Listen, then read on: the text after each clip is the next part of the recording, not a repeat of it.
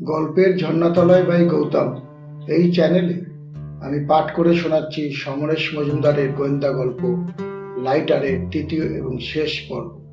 আজ লাইটারের তৃতীয় এবং শেষ পর্ব।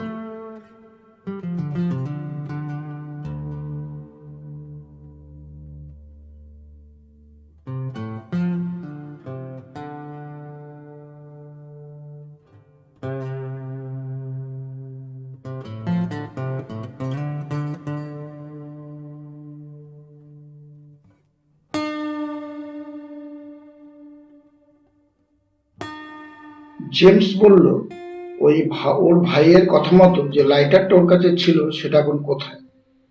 এবার অর্জুন পকেট থেকে দ্বিতীয় লাইটারটা বের করে দিল। অ্যাক্সিডেন্ট হওয়ার পর উদ্ধার করার সময় কাটা গদায়ের এক সাঁকড়ে এটাকে পকেট থেকে সরিয়েছে। সন্তর্পণে লাইটারটাকে ধরে জেমস জিজ্ঞেস করলো, এটাকে পরীক্ষা করেছি? হ্যাঁ, জাল, অর্জুন নিশ্চিত গলায় বলল। জেমস মাথা নাড়ল। আমার মনে হচ্ছে এই ভদ্রলোকই লোভের শিকার হচ্ছে। শুধু একটা জাল লাইটার থাকার কারণে কেউ ওকে হত্যা করবে না। রয়কে হত্যা করার অবশ্যই একটা কারণ আছে। They don't want to be disturbed. But what about this chap? এবং তখনই অর্জুনের মাথায় একটা চিন্তা চলকে উঠল। সত্যেন্দ্রনাথ এবং রায়বাবুর ছোট ছেলের পদবি এক, এবং এরা দুজনেই এসেছেন আমেরিকা থেকে। দুজনেই আগে থেকে দুজনকে চিনতেন কি? জেমস বললেন, তুমি একটা কাজ করতে পারো। আমার অনুমান খুব অল্পের জন্য তুমি বেঁচে গেছো। ওই ব্যাগে যে কটা লাইটার দেখছে তা সবগুলোই যে সরল হবে এমন ভাবার কোনো কারণ নেই। আর নেই বলেই ওরা ব্যাগটাকে সরিয়ে নিয়ে গেছে। ওই জাল লাইটার এখানে 100-200 টাকার বেশি দামে বিক্রি হবে। ওরা অত অল্পের জন্য অত কষ্ট করবে না। লাইটারগুলো মেশানো ছিল। তুমি সৌভাগ্যক্রমে নিরীহ লাইটারটায় হাত দিয়েছিল। কিন্তু এসবই আমার অনুমান। তুমি নিহত ছেলেটির বাড়িতে গিয়ে খোঁজ নিতে পারো গতকাল কেউ তার সঙ্গে দেখা করেছিল কিংবা কোথায় যাচ্ছিল সে। অ্যান্ড হোয়াট অ্যাবাউট দ্যাট কার যে এস.এন. রয় ভাড়া করে এনেছিল? অর্জুন মাথা নাড়ল। তারপর জিজ্ঞেস করলো, তুমি আজ রাতে কি এই শহরে থাকবে? অফকোর্স, জেমস বলল। আমাদের প্রতিপক্ষ এখানে আছে, কিন্তু তোমার সাহায্য চাই। একজন বিদেশি হিসাবে আমি একা কিছু করতে পারবো বলে মনে হচ্ছে। রয় যেখানে ছিল সেখানে জায়গা পেতে অসুবিধা হবে? অর্জুন চিন্তিত গলায় বলল, সেখানে থাকাটা ঝুঁকি হয়ে যাবে না? জেমস উঠে দাঁড়ালো। প্রতি মুহূর্তে মৃত্যু নিয়ে আমরা হাঁটাচলা করি। আমার যদি কিছু হয় তাহলে কলকাতায় আমেরিকান কনসুলেটে জানিয়ে দিও। Let's go to that gentleman যিনি টোবাকো পত্রিকা পড়ে, সুধাময় সান্যাল। কেন? আমার ভয় হচ্ছে তিনি খুব বেশি জেনে গেছেন। এটাই তার অপরাধ হতে পারে। বিশাল ব্যাগটা হাতে ঝুলিয়ে ছচ্ছন্দে হাঁটছিল জেমস। কয়েক পেগি ওটা রিক্সা পেয়ে গেল। অর্জুন দেখলো শহরের রাস্তায় তাকে একজন বিদেশির সঙ্গে রিক্সায় বসে থাকতে দেখে অনেকেই ঘুরে ঘুরে তাকাচ্ছে। এখন ঘন বিকেল, অর্জুনের খিদে পাচ্ছে। সুধাময় সান্যালের বাড়িতে গেলে খাবার পাওয়ার সম্ভাবনা খুব কম। অমলদা থাকলে 1 কাপ কফি আসে দুধ চিনি ছাড়া। সে জেমসকে বলল, আমরা যদি 5 মিনিট রিক্সাটা দাঁড় করি তাহলে তোমার কি খুব আপত্তি হবে? আমার বেশ খিদে পেয়ে গেছে। জেমস হেসে বলল, তুমি আমার মনের কথা বলেছো, কিন্তু এখানে কি খাবার পাওয়া যায়? ইন্ডিয়াতে ম্যাকডোনাল্ড কোম্পানির অবিলম্বে ব্যবসা শুরু করা উচিত। অর্জুন এই কোম্পানির নাম শুনেছে। কম পয়সায় সুন্দর খাবারের দোকান করেছে তারা আমেরিকা এবং ইউরোপে। সে বলল, ওই দোকানে দারুণ রাধাবল্লভী পাবে, সঙ্গে জিলিপি। রাধাবল্লভী? What's that? জেমসের চোখে মুখে বিস্ময় ফুটল। ইংরেজিতে রাধাবল্লভী শব্দটাকে কিছুতেই অনুবাদ করতে পারল না। সে জেমসকে বলল, তুমি রিক্সা থেকে নেমে এসে দোকানে এসে খাবারটা দেখো। জলপাইগুড়ি শহরের এই অঞ্চলের দোকানগুলো যেমন হয় এটি তেমন। শোকেসে মিষ্টি, সামনের বেঞ্চিতে বসে খদ্দেররা খাচ্ছে। পাশের নর্দমার গন্ধটাকে কেউ আমল দিচ্ছে। সেদিকে তাকিয়ে জেমস মাথা নাড়ল। তুমি খাও, আমি পারবো না। অর্জুন জোর করল না। বিদেশিদের এই ব্যাপারে অনেক মানসিক বিধিনিষেধ আসে বলে সে শুনেছি। সেটা হাতে নাতে প্রমাণিত হল। দ্বিতীয় রাধাবল্লভী মুখে দেওয়া মাত্র কাণ্ডটা হল। জেমস বসেছিল রাস্তার পাশে দাঁড় করানো রিক্সা। রিক্সাওয়ালা বিশ্রাম পেয়ে নেমে দাঁড়িয়ে খৈনি খাচ্ছিল। বেশ শান্ত চারিদিক। ঠিক তখনই গাড়িটাকে যেতে দেখল সে। সেই একই রকম ধুলো ভর্তি গাড়ি। নাম্বার প্লেট পড়ল সে, পশ্চিমবঙ্গের নাম্বার। বাঁক নিয়ে কিছু দূর গিয়ে গাড়িটা যেন গতি কমাল। ড্রাইভারকে দেখতে পেল না অর্জুন, কিন্তু সে নিশ্চিত যে লোকটা ঘাড় ঘুরিয়ে জেমসকে দেখেছে। অর্জুন তাড়াতাড়ি বাইরে বেরিয়ে এল। এবং সঙ্গে সঙ্গে গাড়িটা বেরিয়ে গেল। তাকে ওই অবস্থায় দেখে জেমস জিজ্ঞেস করলো, কি ব্যাপার? গাড়িটাকে আর দেখতে না পেয়ে অর্জুন ফিরে গেল দোকানে। দাম মিটিয়ে এসে ধীরে সুস্থে রাস্তায় উঠে জেমসকে বললো, আমাদের উচিত রিক্সাটাকে ছেড়ে দেওয়া। কেন? জেমস অবাক হলো। এসেন ভাই যে গাড়িটা আমাদের এখানে এসেছিলেন, সেই গাড়িটাকে আমি এখনই দেখতে পেলাম। নাম্বার প্লেটটা আমি লক্ষ্য করিনি, কিন্তু মনে হচ্ছে সেইটাই। জেমস পিছন দিকে একবার তাকালো, তারপর জিজ্ঞেস করলো, তুমি কি নিশ্চিত? মনে হচ্ছে, বললুম। তাহলে ভালোই হলো, ওরা আমাদের খুঁজে বের করবে। নিশ্চয়ই ওরা জানে রয় তোমার সঙ্গে গতকাল কথা বলেছিল। ওরা এই কথাও জানে আমি রয়ের সঙ্গে দেশে এসেছি। অতএব আশা করছি আমরা মুখোমুখি হতে পারবো। কিন্তু রিক্সা ছাড়তে বলছি কেন? ওরা আক্রমণ করতে পারে। সাক্ষীটাকে কেউ আক্রমণ করে না, উঠে পড়ো। অর্জুন যদিও জেমসের পাশে বসলো, তবু তার অস্বস্তি হচ্ছিল। কাঁচা রাস্তা দিয়ে এখন যাচ্ছে রিক্সাটা। জেমসের কথা যদি ঠিক হয়, তাহলে একটা লাইটার চার্জ করে ছুড়ে দিলেই কিছু পাওয়া যাবে না। কয়লা থেকে সেতু পেরিয়ে আরেকটা এগোতেই সে দেখতে পেল পোড়া গদাই কাটা গদাই আসছে। পোড়া গদাইয়ের কাঁধে হাত রেখেছে কাটা গদাই। ওরা দূর থেকে তাকে দেখতে পেয়ে চিৎকার করতে লাগলো। জেমস জিজ্ঞেস করলো, ওরা কারা? অর্জুন দ্রুত পরিচয় দিয়ে রিক্সাটা দাঁড় করাতে বলল। সামনাসামনি পৌঁছে সে রিক্সা থেকে নেমে পোড়া গদাইয়ের সামনে গিয়ে বলল, কিছু মনে করো না, আমি ভাবতে পারিনি সহদেবটা তোমাদের ধরে রাখবেন। ছেড়ে দিয়েছেন দেখে খুশি হলাম। সঙ্গে সঙ্গে হাউমাউ করে কেঁদে উঠল পোড়া গদাই। আমি কথা রাখতে পারিনি। আপনি আমাকে যে কাজ দিয়েছিলেন তা করতে পারিনি। ক্ষমা চাওয়ার মুখ নেই আমার। কাটা গদাই মুখ নিচু করলো। তাকেও খুব দুঃখিত দেখাচ্ছিল। অর্জুন বলল, কি করে ব্যাপারটা হলো তা সহদেবতার মুখে আমি শুনেছি, কিন্তু তোমাদের কি নতুন কিছু বলার আছে? পোড়া গদাই প্রথমে মাথা নাড়ল। আগে বলুন কি করলে ক্ষমা পাবো? অর্জুন বলল, তোমাদের যখন কোনো দোষ নেই তখন কেন ক্ষমা চাইছো? ঠিক আছে, আমি কিছু মনে করিনি। তোমরা দুজনে কি সোজা থানায় চলে গিয়েছিলে? এবার কাটা গদাই বলল, না, হাঁটতে হাঁটতে হাসপাতালের সামনে গিয়ে পোড়াকে আমি বলেছিলাম জিনিসগুলো দেখাতে। ও বললো খুব দামি দামি লাইটার আছে ব্যাগে। আমি বললাম সে আমিও আজ একটা লাইটার পেয়েছিলাম। তখন পোড়া ব্যাগটা খুলে আমাকে লাইটারগুলো দেখালো। আমরা হাসপাতালের সামনের রকে বসে লাইটারগুলো দেখছিলাম। এই সময় একটা লোক আমাদের জিজ্ঞেস করলো, এগুলো কোত্থেকে পেয়েছি? আমি তাকে ভাগিয়ে দিলাম, কিন্তু মনে কুমতলব এলো। পোড়াকে ধাপ্পা দিয়ে একটা লাইটার সরিয়ে দিলাম। থানায় গিয়ে দেখলাম বড়বাবু নেই। ওরা একটা বেঞ্চিতে হেলান দিয়ে বসে ব্যাগটাকে পাশে রেখেছিল। আমি সিগারেট খাওয়া বলে বারান্দায় বেরিয়েছিলাম। কিছুক্ষণ পরে একটা নেপালি গাড়ি নিয়ে থানায় এলো। সে খুব বড়বাবুর খোঁজ করলো। তার কোনো চেনা মানুষ কাল মারা গেছে, মর্গে নাকি ডেড বডি আছে, সেই ব্যাপারে খোঁজ নিতে চায়। একটু পরে লোকটা বেরিয়ে গেল ব্যাগ হাতে নিয়ে। আমার মনে হলো ওটা পোড়ার ব্যাগ। সত্যি কিনা দেখবার জন্য ভেতরে ছুটে এসে পোড়াকে হেলান দিয়ে একইভাবে বসে থাকতে দেখলাম, কিন্তু ব্যাগটা নেই। পোড়াকে হাত দিতেই, ঝাঁকুনি দিতেই ও বেঞ্চিতে টলে পড়ল। যখন জ্ঞান ফিরল তখন বড়বাবু কিছুতেই বিশ্বাস করলেন না আমাদের কথা। কাটা গদাই থামতে পোড়া গদাই বলল, আমি চুপচাপ বসেছিলাম। হঠাৎ দেখি একটা লোক আমার সামনে দাঁড়িয়ে সিগারেট ধরাচ্ছে। সে সিগারেট ধরালো, কিন্তু আগুন না জ্বলে। আমি তাকে বললাম, এই লাইটার আমি চিনি।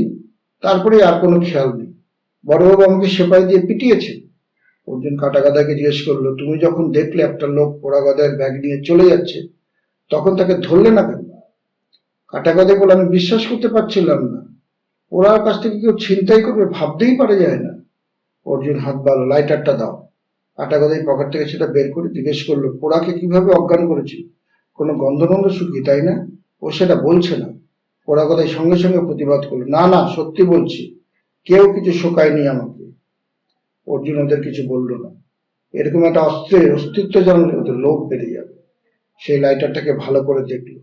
আগেরগুলোর সঙ্গে কোনো তফাৎ নেই। কাটা গদাইকে সে বলল, একটা খুব বড় ঝামেলা শুরু হয়েছে, তোমরা বাড়ি চলে যাও। কাটা গদাই বলল, ঝামেলা? জান লড়িয়ে দেবো, কি করতে হবে? এখন কিছু করতে হবে না, লোকটাকে দেখলে চিনতে পারবে? হ্যাঁ নিশ্চয়ই, তবে হাসপাতালে যে আমাদের প্রশ্ন করেছিল তাকে মনে হয় চিনি। আগে নাথুয়া জলপাইগুড়ি রুটে বাস চালাতো, পোড়া গদাই জানাল। এখন কি করে জানি না, অনেক বছর দেখিনি, খোঁজ নিতে পারি। তবে সেই লোক আর থানার লোক এক নয়, কাটা গদাই নিশ্চিত হয়ে বলল। অর্জুন বলল, তা হোক, তবু তোমরা খবর নিয়ে যদি পারো একবার রাত্রে আমার বাড়িতে এসো। আবার রিকশায় উঠে বসে জেমসকে সমস্ত ঘটনা খুলে বলল অর্জুন। এতক্ষণ জেমস চুপচাপ ওদের দেখেছে। এবার জিজ্ঞেস করলো, এরা কি লোকাল ক্রিমিনাল? অর্জুন একটু সময় নিল। না, ঠিক ক্রিমিনাল বলা যায় না, আবার বলতেও পারো। এরা দুটো সিনেমা হলের টিকিট ব্ল্যাক করে, এতদিন সত্যি ছিল, আজ বন্ধু হয়েছে। জেমস হেসে জিজ্ঞেস করলো কিরকম। অর্জুন তখন ব্যাপারটা বলল। তারপর হাতের লাইটারটা লক খুললো, সঙ্গে সঙ্গে জেমস চাপা গলায় বলে, সাবধানে বোতাম পুশ করবে, এটা তো জাল। জাল তো নিশ্চয়ই, কিন্তু কি ধরনের জাল তা তো জানি না। সুদামার সামনে বাড়ির সামনে পৌঁছে গিয়েছিল রিক্সাটা। অর্জুন ওকে দাঁড়াতে বলল। সন্ধে হয়ে আসছে, তিস্তা বাংলোতে যাওয়া রিক্সা, এটাকে ছেড়ে দিলে পাওয়া যাবে। হাতের লাইটারটা লক তখনও খোলা। অর্জুন জিজ্ঞেস করলো, এটাকে কিভাবে পরীক্ষা করবো? জেমস একটা সত্যিকারের জাল লাইটার, এইটার ওজন 1 কিনা তা অর্জুনকে হাতের তালুতে রেখে যাচাই করতে বলল। সেটা করা মাত্র অর্জুন কাটা গদায় সরানো লাইটারটার ওজন বেশি টের পেল। সে জেমসকে বলল, এটা এত ভারী ভাবিনি। জেমস ওর হাত থেকে লাইটারটা তুলে নিল, তারপর ঘুরিয়ে ফিরিয়ে পরীক্ষা করতে লাগলো। শেষ পর্যন্ত তার মুখে হাসি ফুটে উঠলো। দেখো, নতুন লাইটারটার পেছনে লেখা রয়েছে জোনস অ্যান্ড জোনস, AN রয়েছে, ডি নেই। অবশ্যই এটা সংকেত, যারা ব্যবহার করে তারা জানে। তোমার লোক যদি লোভ সামলে হাত সাফাই না করতো, তাহলে এটার অস্তিত্ব আমরা টেরই পেতাম। মনে হচ্ছে দ্বিতীয় বোতাম টিপলে বিস্ফোরণ হবে। অবশ্য তার আগে আমাদের এই ভদ্রলোকের সঙ্গে দেখা করা উচিত। খুব সাবধানে ওটা নিজের পকেটে রেখে বাড়ির দিকে তাকিয়েছিল জেমস। অর্জুন বলল, এখানেই সুদামা সান্যাল থাকে। বৃদ্ধ মানুষ, বিয়ে থা করেননি, এককালে কলেজে পড়াতেন, কিন্তু লাইটার সম্পর্কে জানা গেল না। জেমস বলল, কি জানতে চাও? এটা ছুড়লেই বিস্ফোরণ হয় কিনা? যদি হয় তাহলে তো এটা আর কাজে লাগবে না, তাই না? বিস্ফোরণ হলে কিরকম হবে? একটা হাতি মরে যাবে এই মাত্র। অর্জুন কথা না বলে নিজেদের উপস্থিতি জানান দিল, কিন্তু মনের মধ্যে অস্বস্তিটা থেকেই গেল। ওই লাইটারটা সত্যি বিস্ফোরণ কিনা তা যে না ঝুললে জানা যাবে না, কিন্তু সেটা না হলে জেমসের ধারণা সঠিক বলে প্রমাণ হবে না। সেক্ষেত্রে নানা রকম সন্দেহ উঠতে পারে। সুদামা সান্যালের ভৃত্য দরজা খুলল। অর্জুনকে দেখে বলল, বাবুর শরীর খারাপ, আজ কারোর সঙ্গে দেখা করবেন না। অর্জুন অবাক হলো, এরকম তো কখনো হয়নি। একবার সুদামা সান্যালের ম্যালেরিয়া হয়েছে শুনেছি, অমলদার সঙ্গে দেখা করতে এসেছি, তখন তো কোনো বাধা পায়নি। সে ভৃত্যকে বলল, বাবুর কি হয়েছে? আমি ঠিক জানি না, তবে দেখা হবে না। ডাক্তার এসেছিল? সেটাও আমি জানি না। অর্জুন জেমসকে সংবাদ অনুবাদ করে জানালো। জেমস জিজ্ঞেস করলো, এই লোকটা যে বিশ্বাসযোগ্য তাতে তুমি নিশ্চিত? অনেকদিন ধরে ভৃত্যটাকে দেখছে অর্জুন, অবিশ্বাস করার কোনো কারণ নেই। কথাটা জানলে জেমস বলল, জিজ্ঞেস করো তো একটু আগে কেউ এসেছিল কিনা। ভৃত্যটা বলল, দুজন লোক এসেছিল, তাদের মধ্যে একজনের চেহারা এই সাহেবের মতন। তারা কথা বলে চলে যাওয়ার পর থেকেই বাবুর শরীর খারাপ করেছে। অর্জুনকে চেনে বলেই এত কথা বললো, নইলে বলতো বাবু বলেছেন কারোর সঙ্গে কথা না বলতে। চাকরটা দরজা বন্ধ করে দিল।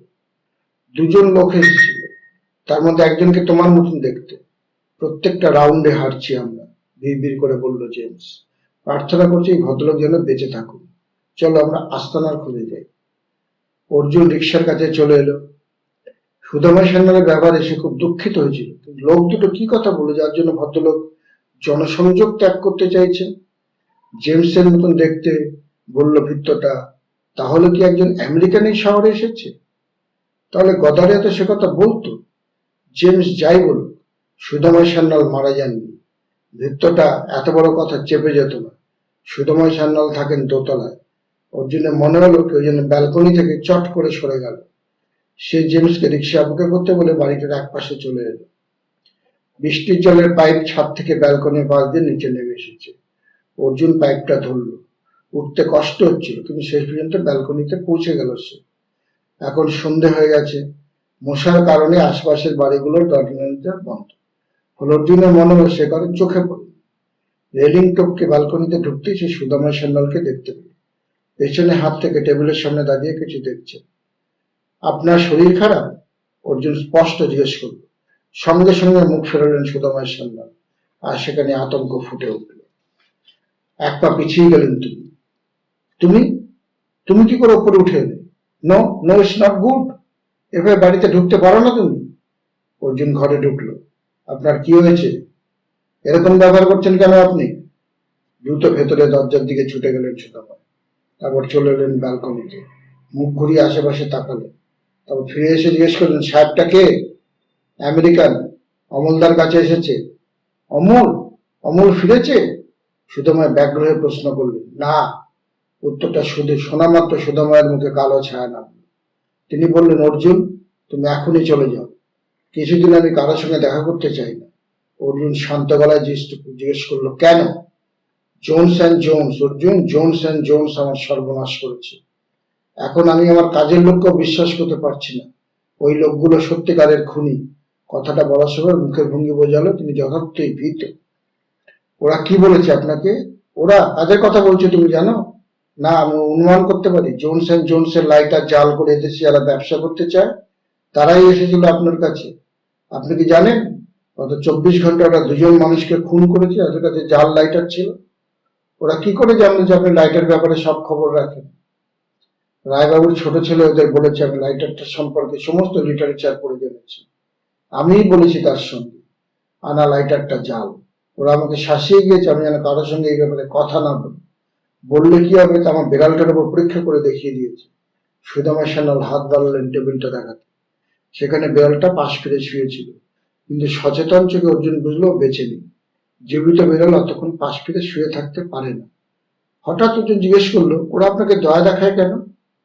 শুধু ভয় দেখিয়ে চলে যাওয়ার পাত্র তো ওরা নয়। আমি জানি না, বিশ্বাস করো, আমি জানি না। হরিপ্রসাদের কাছে টেলিফোনে ওরা আমার কথা জেনেছিল। ওদের খুব তাড়া ছিল। একজন চেয়েছিল আমায়, ঢোক গিলে বললেন সুদামা, কিন্তু দ্বিতীয়জন বলল চাকরটা ওদের ঢুকতে দেখেছে। আজ রাতে ওরা যখন সামচিতে পৌঁছচ্ছে তখন আর ঝুঁকি বাড়িয়ে কোনো লাভ নেই। সেটা শুনে প্রথমজন সাবধান করে চলে গেল। আমি কিছুই বুঝতে পারলাম না। ওরা কি চাইছে তাও বললো না, শুধু টোবাকো পত্রিকাটা নিয়ে গেল। সামচি? আপনি কি ভুটানের সামচির কথা বলছেন? আমি বলিনি, ওরাই বলল। ভুটান ছাড়া কোথাও সামচি নামে কোনো জায়গা আছে বলে জানি না। ওরা কারা অর্জুন? অর্জুন বলল, অমলদা ফিরে এলে আপনার সঙ্গে দেখা করবো। তার আগে আপনি কারোর সাথে এই ব্যাপারটা নিয়ে কথা বলবেন না। যে পথে ওপরে উঠে এসেছিল ওর সেই পথেই ওর মনে নেমে গেল সে। যদি এর ফলে জামা প্যান্টে নোংরা লেগে গেছে, রিক্সায় উঠে সে তাড়াতাড়ি তিস্তা বাংলোর দিকে যেতে বলল। জেমস জিজ্ঞেস করলো, কি ব্যাপার, কি হলো? অর্জুন জেমসের দিকে তাকালো, তারপর বলল, ওরা এসে ওকে এমন শাসিয়ে গিয়েছে যে উনি খুব ভেঙে পড়েছেন। এমন কথা বলার অবস্থায় নেই। দে আর রিয়েলি ডেঞ্জারাস, জেমস মন্তব্য করল। তিস্তা বাংলায় পৌঁছানো পর্যন্ত কোনো বিপদ হলো না। ঘর পেতে ওদের কোনো অসুবিধা হলো না, এবং সেই ঘরটি পাওয়া গেল যেখানে গতকাল সত্যেন্দ্রনাথ ছিলেন। বাবুর্চিকে খাবার অর্ডার দেওয়ার পর জেমস বলল, খুব টায়ার্ড লাগছে আজ। কাল সকালে একবার ট্রাঙ্কল করার চেষ্টা করতে হবে। তার মধ্যে তোমার এই লোক দুটো যদি কোনো খবর আনে তো সৌভাগ্য বলতে হবে। অর্জুন দেখলো জেমস তার সাজগোজ লাগেজ না খুলে বিছানায় শরীর এলিয়ে দিল। সে যাওয়ার জন্য উঠে পড়ল। সাবধানে থেকো, যদি কেউ দরজা নক করে তাহলে তৈরি হয়ে খুলবে। সেই অবস্থায় জেমস বলল, থ্যাঙ্কস, আমি আত্মরক্ষায় অভ্যস্ত। আকাশে বেশ মেঘ। কখন মেঘ জমলো তা টের পায়নি অর্জুন। হাঁটতে হাঁটতে সে পুরো ব্যাপারটা ভাবার চেষ্টা করছিল। যারা শহরে এসেছে তারা নিশ্চয়ই স্থানীয় কাউকে সঙ্গী করেছে, না হলে এত স্বাধীনভাবে ঘোরাফেরা করতে পারত। এই লোকাল লোকটি কি সেই ড্রাইভার? তাকে কি আজ তারা গাড়ি চালিয়ে যেতে দেখলো? সামচিতে যাচ্ছে ওরা। সামচি হলো জলপাইগুড়ি থেকে মাইল 40-45 দূরের ভুটান বর্ডার। নাম শুনেছে কিন্তু কখনো যাওয়া হয়। গাড়িতে ঘন্টা দেড়েক লাগে। সুদামা সান্যালের কথা যদি ঠিক হয় তাহলে ওরা আজ রাতেও এই শহরে থাকছে। এখন ওদের অস্তিত্ব একমাত্র অর্জুন ছাড়া এই শহরের কেউ জানে না। অতএব নিশ্চিত ওরা। কিন্তু আজ রাতেও কি কাজ হবে? আবার তার লাইটারটার কথা মনে পড়ল। 2 নম্বর বোতামটা টিপতেই চার্জ হবে এবং ছুড়ে দিলে 10 সেকেন্ডের মধ্যে এসে বিস্ফোরণ করবে। তাতে একটা হাতি মারা যাবে, কিন্তু লাইটারটাই যে সেই কামটি করবে তা প্রমাণিত হলো। জেমসের কাছ থেকে চেয়ে আনলে ভালো হতো। কথায় কথায় ওটার কথা আসবার সময় একটুও খেয়াল ছিল না। জলপাইগুড়ির একমাত্র হোটেলটির সামনে পৌঁছে অর্জুনের মনে হলো ভেতরে গিয়ে সত্যেন্দ্রনাথের মৃত্যুর খবরটা দিয়ে আসে। গতকালই ভদ্রলোক খুব ক্ষুব্ধ ছিলেন সত্যেন্দ্রনাথের ব্যবহারে। তাকে দেখেই ভদ্রলোক বললেন, কি খবর, সব ভালো? কালকে লোকটার সঙ্গে দেখা হয়েছিল? শুনলাম তিনি নাকি মারা গিয়েছে। আত্মহত্যা? যার আগেই লোক? আরে ভাই, এই হোটেলের কেউ কোনো বদনাম কখনো করেনি। এই তো এক সাহেব আজ বিকেলে চলে গেল, তিনি তো কোনো বদনাম করেননি। কোনো মানুষ মারা গেলেও যে তারা তার সম্পর্কে রাগ পুষে রাখে, তাদের সঙ্গে কথা বলতে ইচ্ছা হয় না। তবু সে বলল, আপনার হোটেলে আজকে খুব সাহেব মেম আসছে বুঝি? মেম না, শুধু সাহেব। কাল একজন আমেরিকান ছিলেন, আজ আজকে চলে গেলেন। আর একজন চাইনিজ এসছেন। খাওয়া দাওয়ার হেভি ঝামেলা ওদের। আমেরিকান ভদ্রলোক, কি নাম বলুন তো? খাতা থেকে বলতে হবে। হ্যাঁ, রবার্ট মিচেল। চা বাগানের ব্যবসা এখানে এসেছেন। খুব ভদ্র মানুষ। চা বাগানের ব্যবসা এখানে আমেরিকানরা কখনো করেছে কিনা অর্জুন জানে না। তবে রাস্তায় চলতে চলতে অর্জুনের মনে হলো, রবার্ট মিচেল কেন এই হোটেলে থাকতে গেলেন? তিনি তো টি প্ল্যান্টার্স ক্লাবে স্বচ্ছন্দ জায়গা পেতে পারতেন। বাড়ির সামনে এসে সে অবাক হলো। তাদের বাইরের ঘরে আলো জ্বলছে। তার মানে কেউ দেখা করতে এসেছে। ইলেকট্রিকের বিল বেশি ওঠে বলে মা অকারণে বাইরের ঘরের আলো জ্বালিয়ে রাখে। সে নক করতে যিনি দরজা খুললেন তাকে থেকে ভূত দেখার মতন চমকে উঠল অর্জুন। দরজা খুলে নির্বিকার ভঙ্গিতে চেয়ারে ফিরে গিয়ে ক্রাইম এন্ড পানিশমেন্টের প্রত্যেকে উল্টাতে উল্টাতে অমরের সঙ্গে বললেন, মাসিমা একা থাকেন? এত রাত পর্যন্ত বাইরে ঘোরার কি দরকার তা বুঝি না। অর্জুনের সময় লাগলো স্থির হতে। আপনি আপনি কখন এসেছেন? এই তো, হাবু বললো তুমি গিয়েছিলে, তাই চলে এলাম। মাসিমা বললেন, গত রাত্রে তুমি বাড়ি ফিরতে অনেক লেট করেছো। অর্জুন উল্টো দিকে চেয়ারে বসে জিজ্ঞেস করলো, আপনি বোম্বে থেকে লিখেছিলেন কবে ফিরবেন জানেন না, আজ থেকে খুব ভালো লাগছে। অমল সোম কিছুক্ষণ তাকিয়ে বললেন, অর্জুন, তোমার বুদ্ধি আগের থেকে অনেক ধারালো, কিন্তু এখনো পুরো হয়। আমার চিঠির ওপরে পোস্টাল স্ট্যাম্প দেখেছো? ওগুলো বোম্বের নয়। যাই হোক, হাবু বেচারা এখন হাসপাতালে। খুব সামান্য চোট লেগেছে যদিও। না, আমাদের বাইরের ঘরটা খুব ক্ষতিগ্রস্ত হয়েছে। তুমি আসার আধ ঘন্টা বাদেই ব্যাপারটা ঘটে। অর্জুন চমকে উঠে বলল, কি হয়েছে বাইরের ঘরে? একজন নেপালি এসেছিল আমার সঙ্গে দেখা করতে। হাবু তাকে বোঝাবার চেষ্টা করছে আমি নেই। তখন সে তোমার কথা জিজ্ঞেস করে। হাবু সে বলে তাকে সে বোঝেনি। দরজা বন্ধ করার পর হাবু দেখেছে যে সিগারেট ধরছে, কিন্তু চলে যাচ্ছে না। মনে হয় লোকটা সন্দেহ করেছিল তুমি বাড়িতে আছো। ও বাইরের ঘরে পায়ের শব্দ পেয়েছিল, কিন্তু হাবু তখন পাশের দরজা দিয়ে বেরিয়ে এসেছে। তার ওই ঘরে শব্দ করা সম্ভব না। ঠিক তাই সে কিছু একটা ছুড়ে দেয় ঘরের মধ্যে। কয়েক সেকেন্ডের মধ্যে বিস্ফোরণটা ঘটে। কি ছুড়েছে তা দেখার জন্য এগিয়ে যেতে হাবু সামান্য আঘাত পায়, আর সেই সুযোগে লোকটা সরে পড়ে। অমলদা চুপ করলো। অর্জুন উত্তেজিত হয়ে জিজ্ঞেস করলো, ঘরের ভেতরে কে শব্দ করেছিল? আমি। তোমরা বেরিয়ে যাওয়া মাত্র আমি ফিরেছিলাম। হাবুকে আমি নিষেধ করি কাউকে আমার ফিরে আসার খবরটা জানাতে। তার কিছুক্ষণ বাদে গাড়ি নিয়ে নেপালি লোকটার সঙ্গে আমার সঙ্গে দেখা করতে আসে। এই নিয়ে ভাবনার কিছু নেই। লোকটা কেন এমন করলো আপনি অনুমান করতে পারেন? হয়তো কোনোদিন ওকে কোনো অপরাধের জন্য ধরিয়ে দিয়েছিলাম, তার বদলা নিল। লোকটা লাইটার ছুটতে যাচ্ছে দেখি আমি দ্রুত পাশের ঘরে ছুটে যাই। কয়েক সেকেন্ডের মধ্যে যখন আমি বাড়ির পেছনে, তখনই বিস্ফোরণটা ঘটলো। লোকটাকে আমি চেষ্টা করে ধরতে পারতাম, কিন্তু অত দ্রুত গিয়ে গাড়িতে উঠবে ভাবতে পারিনি। তাছাড়া লাইটার থেকে বিস্ফোরণ তো কল্পনাই ছিল না। কথা বলে কান খাড়া করলেন অমল সোম। চাপা গলায় বললেন, দুজন লোক বাইরে এসেছে, বাইরে গিয়ে কথা বলো। আমি যে ভেতরে আছি জানানো দরকার নেই। অমলদার এইভাবে ফিরে আসা এবং নির্লিপ্ত ভঙ্গিতে কথা বলা অর্জুনকে এমন অবাক করে দিয়েছিল যে লাইটার সম্বন্ধে অমলদা কতটা জানেন সেটা জিজ্ঞেস করতে ভুলে গেল। এই সময় দরজায় শব্দ হলো। অর্জুনের পরিচয় জানতে চাইলে ওপার থেকে উত্তর এলো, আমরা গদাই। সন্তান মনে দরজা খুলে বাইরে বেরিয়ে গেল অর্জুন, পোড়ায় এবং কাটা গদাই সামনে দাঁড়িয়ে। অর্জুন জিজ্ঞেস করলো, বলো কি খবর? কাটা গদাই বললো, লোকটার নাম মান সিং। নাথুয়া লাইনে বাস ড্রাইভারি করতো, কিন্তু বড় একটা চাকরি নিয়ে ও নাকি নেপালে গেছিল। অনেক বছর এখানে আসেনি। 4 নম্বর গুমটির কাছে ওর বাসা ছিল।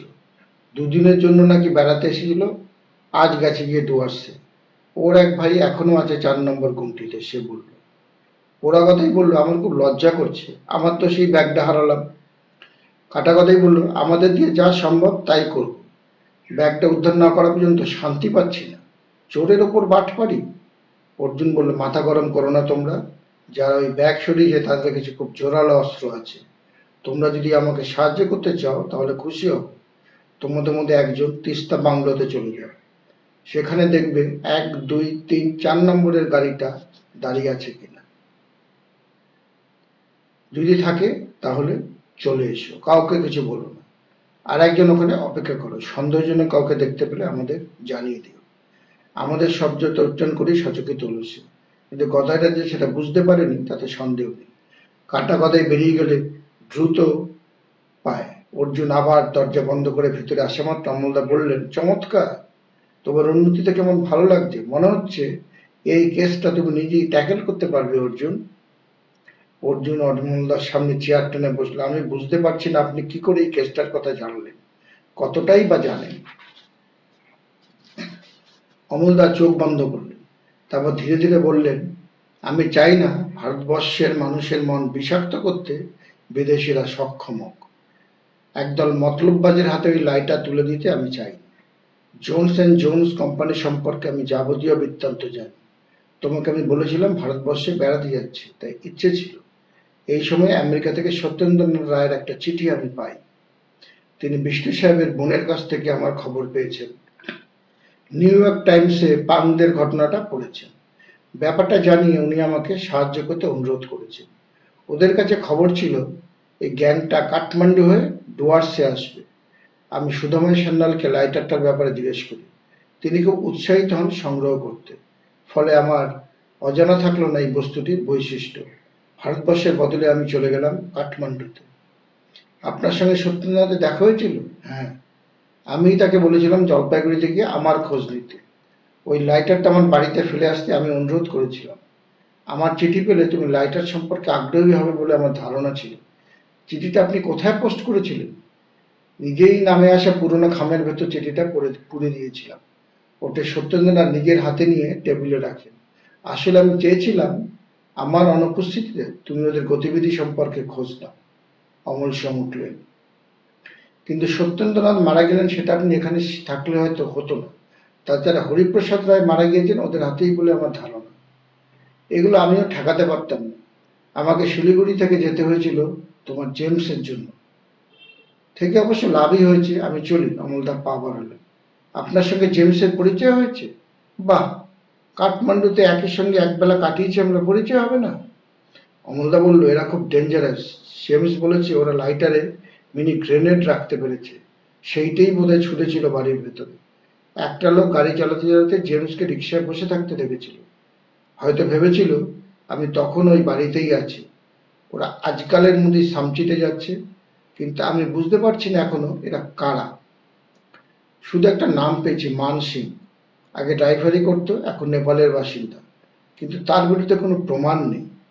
থানায় গিয়ে যে ব্যাগ তুলে নিয়ে এসেছে পোড়া গদাইকে অবশ করে, সে অন্য লোক। তুমি জেমসকে নিয়ে সামচি রওনা হয়ে যাও। আর ও যদি একা যেতে চায় যেতে দাও। মানে ভোরের আগেই তোমার ওখানে পৌঁছানো দরকার। আপনি কোথায় যাচ্ছেন? সহদেব বক্সির কাছে। অমলদা নিঃশব্দে দরজা খুলে বেরিয়ে গেলেন। অর্জুনের খুব রাগ হচ্ছিল। মাঝে মাঝে অমলদা এমন ব্যবহার করেন যেন তিনি অর্জুনের কাছের মানুষ না। এই যে এখন সমস্যা চুলোয় রেখে তাকে রেখে কি নির্লিপ্ত ভাবে সরে পড়লেন। তিস্তা ব্রিজের টোল না দিয়ে যখন অর্জুনা ছুটে যাচ্ছিল সামচির দিকে, পিছনের সিটে তার পাশে তখন অমলদা বসে। অমলদা চলে যাওয়ার পরে কাটাগদায় ফিরে এসে জানিয়েছিল 1, 2, 3, 4 নম্বর গাড়িটা তিস্তা বাংলোর সামনে দাঁড়িয়ে আছে। সঙ্গে সঙ্গে অর্জুন উঠে দাঁড়িয়েছিল। জেমসের জীবনের জন্য সে শঙ্কিত হয়ে উঠেছিল। দুই গদাইকে নিয়ে ছুটে গিয়েছিল তিস্তা বাংলোতে। গিয়ে দেখে গাড়িটা নেই, কিন্তু কাটাগদাই শপথ করে বলে সে গাড়িটাকে বাংলোর সামনে দাঁড়াতে দেখেছে। সেই লোকটা গাড়ি থেকে নেমে যে থানায় গিয়েছিল, গাড়িতে আরো একটা লোক বসেছিল স্টিয়ারিং এর পেছনে। কাটাগদায় ধারণা ওই লোকটাই মানসী। অর্জুন নিষেধ করেছিল বলে সে কিছু করেনি, নাহলে তার ইচ্ছে হচ্ছিল লোকটাকে জড়িয়ে ধরে চিৎকার করে। অর্জুন সঙ্গীদের দিয়ে ওপরে ছুটে গিয়েছিল। তখন মধ্যরাত।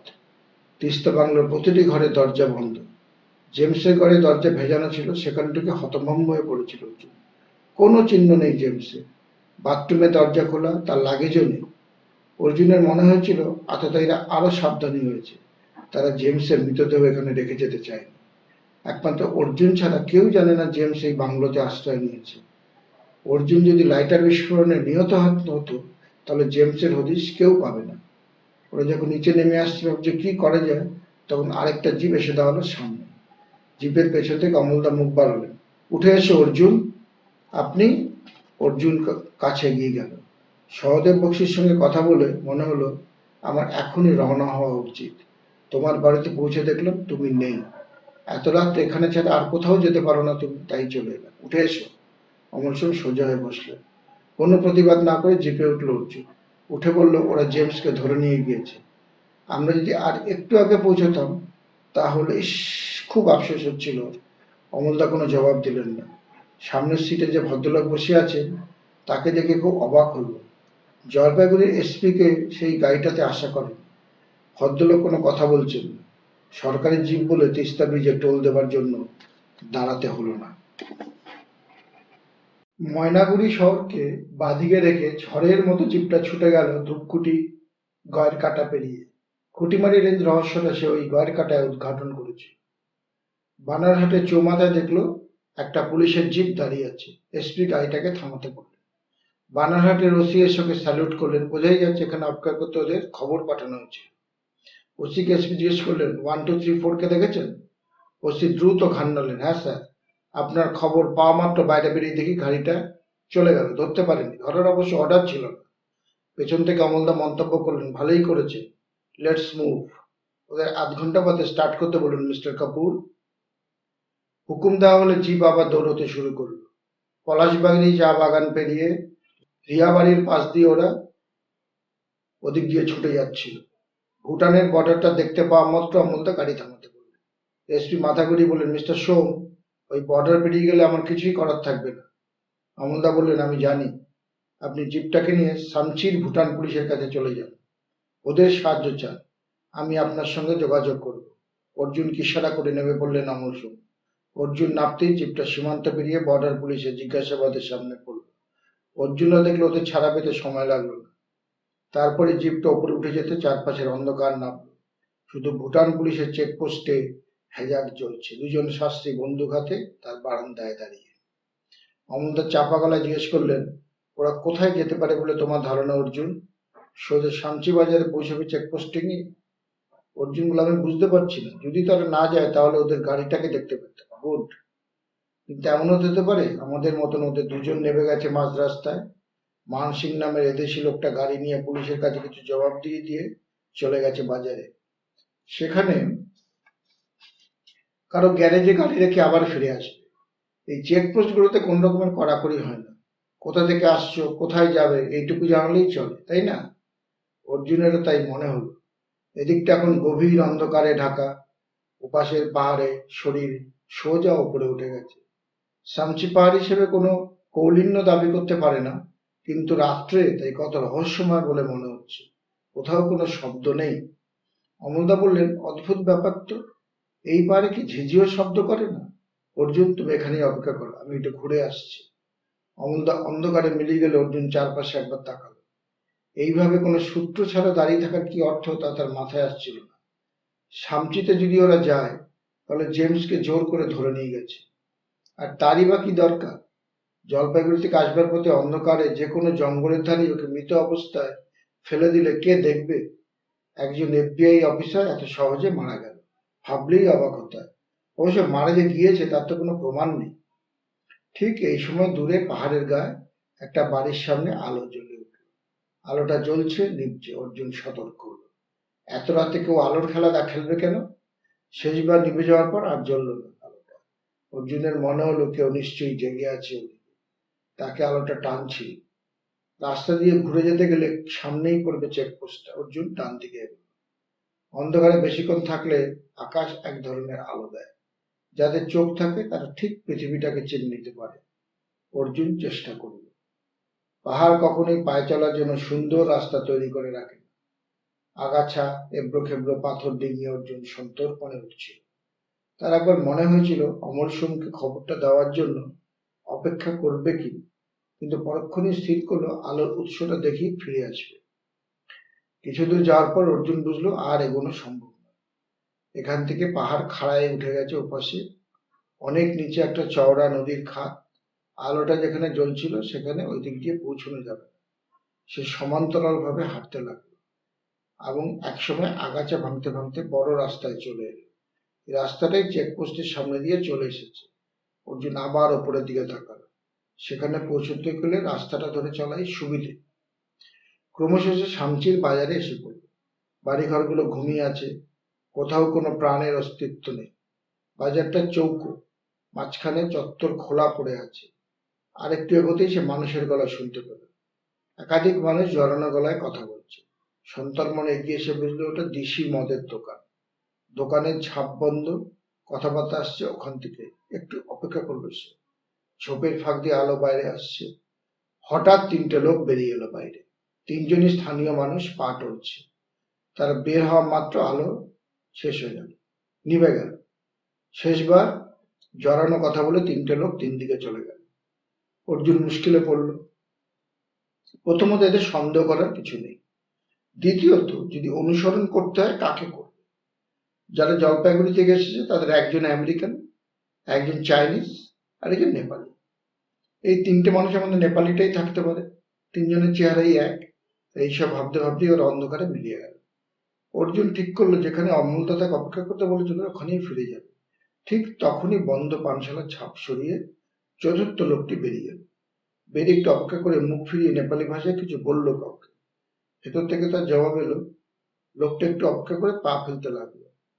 মধ্যবয়সী লোকটা বেশ স্মার্ট, প্যান্ট এবং জ্যাকেট পরা, মাথায় একটা চাপা টুপি।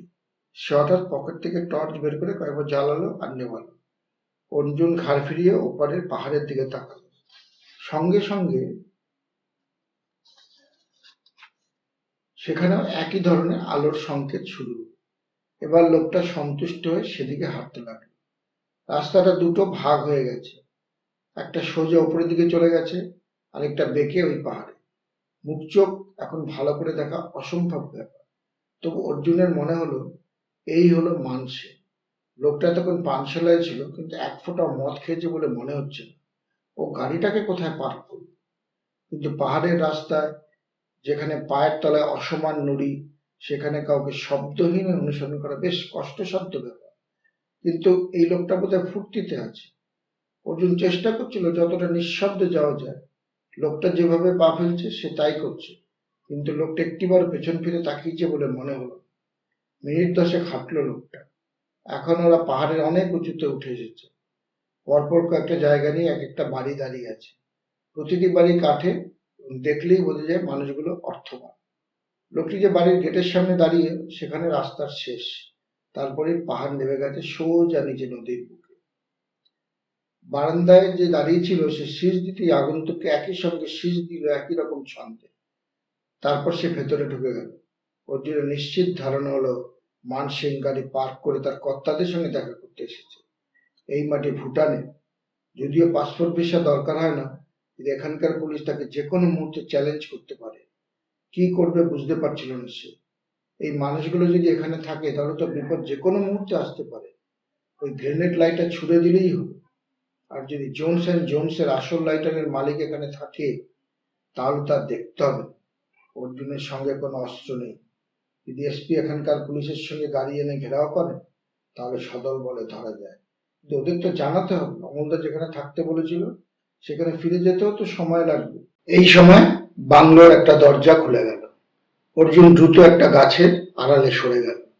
যে লোকটা বেরিয়েছিল সে বারান্দা রেলিং ধরে হিন্দিতে জিজ্ঞেস করলো, কি ব্যাপার, এত দেরি হলো কেন? কোনো গোলমাল হয়েছে নাকি? সামচি আমার হাতের মুঠোয়, গোলমাল এখানে হবে কেন? কোনো গাড়ি এসেছে? হ্যাঁ, জলপাইগুড়ির এসপি একা গাড়ি নিয়ে ঢুকেছে। এসপি? ওই ছোকরা সঙ্গে নেই তো? না। কেনকে বললাম শেষ করে দিতে ছোকরাকে, কিন্তু ও খেলতে চাই। কেমন, আমরা এক্ষুনি রওনা হবো। লোকটা এবার বাংলোর ভেতর ঢুকে গেল। মানসিং সিঁড়ি দিয়ে উপরে উঠে তাকে অনুসরণ করলো। যে লোকটা বাইরে দাঁড়িয়ে ছিল সে দেশলাই জেলে সিগারেট ধরালো। তারপর সিঁড়ির মধ্যে বসে পড়ল।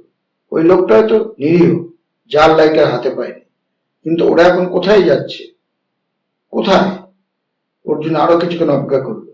এইবার ওই লোকটি হেঁটে আসছে দেখতে পেল গেটের কাছে। গেটে হাত থেকে চারপাশে তাকালো। তারপর মুখে শেষ হয়ে আসে সিগারেটের প্রান্তটুকু ছুঁড়ে দিল রাস্তায়। একবার পেছন ফিরে তাকালো, বাংলোয় কোনো আলো জ্বলছে না। লোকটা গেট খুলে চলে গেল ও পাশে। তারপর কি জন্য যেন পথের পাশে বসে পড়ল। মুহূর্তেই অর্জুনের শরীর টান টান হলো। বাংলোর কাছে পৌঁছানোর এই একটাই সুযোগ। লোকটা বসেছে তার দিকে পেছন ফিরে। সে নিঃশব্দে চিতাবাঘের মতন দূরত্বটা অতিক্রম করল। শেষ মুহূর্তে বোধহয় লোকটা অনুমান করলো কেউ আসছে, কিন্তু ততক্ষণ অর্জুনের হাত নেমে এসেছে ওর ঘাড়ে। সঙ্গে সঙ্গে একটা ককানির মতন শব্দ, আর লোকটা এলিয়ে পড়লো মাটিতে। অর্জুন ওকে টেনে নিয়ে গেল গাছটার পেছনে। লোকটা নেপালি, কোমরে একটা ভোজালি গোজা, সেটা খুলে নিয়ে বাংলোর দিকে তাকালো সে। দরজাটা এখন বন্ধ, কেউ নেই সামনে। দ্রুত ঢুকে পড়লো অর্জুন ভেতরে। সিঁড়ির মুখে দাঁড়িয়ে এক মুহূর্ত ভাবলো, তারপর ওপরে না উঠে বাংলোর পাশ দিয়ে নিঃশব্দে হাঁটতে লাগলো। বাংলোর ঠিক পেছনেই পাহাড়টা নেমে গেছে নদীর বুকে। সেখানে পৌঁছেছে মানুষের গলা পেল। দুটো ভারী সুটকেস নিয়ে কারা কথা বলতে বলতে বাংলো থেকে নামছে। মানসিংহের গলা পেল সে। ওকে কিছু বলে যাওয়া হলো না, ও জানবে আমরা বাংলোতেই আছি, তাই জানা উচিত, বেশি লোককে জানাবার দরকার নেই। এর মধ্যে সব ধরনের মাল আছে কেন? হাত থেকে পড়ে গেলে তো শেষ হয়ে যাবে। শেষ যাতে না হোক তার ব্যবস্থা করা আছে। অর্জুন এবার লোকটিকে চিনতে পারলো। পাতলা কিন্তু মজবুত শরীর, একটা হিল হিলে ভাবে আছে। চেহারা দেখলে চাইনিজ বলে মনে হয়, থাই কিংবা সিঙ্গাপুরিও হতে পারে। ওরা নদীর ধার দিয়ে নেমে যাচ্ছিল। অর্জুনকে অনেকখানি ব্যবধান রাখতে হচ্ছিল। জেমস নিশ্চয়ই একটি মৃতদেহ হয়ে পড়ে আছে কোথাও। লোকটার জন্য কষ্ট হচ্ছিল তার। মিনিট 15 হাঁটার পর ওরা একটা প্যাগোডা টাইপের বাড়ির সামনে এসে পড়ল। এদিকে মানুষের বসতি কম। এত রাত্রে পাশের মনস্ট্রিতে অদ্ভুত বাজনা বাজছে। প্যাগোডা টাইপের বাড়িটার ভেতরে ঢুকে গেল ওরা। অর্জুন দেখলো দুজন লামা কথা বলতে বলতে মনস্ট্রি থেকে বেরিয়ে উল্টো দিকে চলে গেল, এবং তখনই বাজনা থেমে গেল। ডোন্ট মুভ, চাপা গলায় ধমকানিটা শুনে চমকে পেছন ফিরে তাকাতে অর্জুন অমল সোমকে দেখতে পেল। অমলদা বললেন, তোমাকে অপেক্ষা করতে বলেছিলাম। খুব রেগে যেতাম যদি না ঠিক জায়গায় পৌঁছে যেত। এসপি মিনিট 5 মধ্যেই এসে পড়বেন, কিন্তু তার আগে আমি ভেতরে যাচ্ছি। তুমি এবার এখান থেকে নড়ো না। কথা শেষ করে অমলদা বাড়ির ভেতরে ঢুকে গেল। সঙ্গে সঙ্গে ভেতর থেকে শব্দ ভেসে এলো, কেউ চ্যালেঞ্জ করছে। অমলদা কিছু জবাব দিতেই আলো দেখা দিল। একটা লোক বেরিয়ে ভেতরের দিকে নিয়ে গেল ওকে। নিয়ে যাওয়ার ইঙ্গিতে যেন খাতির ছিল। ঠিক তখনই মনস্ট্রি থেকে আরেকটা লোক বেরিয়ে চাতালের ওপর দাঁড়ালো। লোকটা কোমরে হাত রেখে আকাশ দেখলো, তারপর লম্বা লম্বা পা ফেলে প্যাগোডা বাড়ির দিকে আসছিল। এই আকাশ চুয়ানো তারার আলোর কাছাকাছি লোকটাকে দেখেই অর্জুনের হৃৎপিণ্ড লাফিয়ে উঠল। জেমস ব্রাউন এই বাড়িটায় ঢুকছে। এই সময় চাইনিজ লোকটি ওপর থেকে ডাকলো, Kent, someone wants to meet you. Who is he? A bear. Got information from Kathmandu. His ID is Johnny's friend. Did you tell Johnny that would be in the hair? Yeah. Okay, I am coming. তত্তর করে উঠে গেল James ওপরে। মাথায় কিছু ঢুকছিল না। James আর Kent এক লোক। জেমস তো FBI অফিসার, কেন্ট স্পষ্টতই স্মাগলার।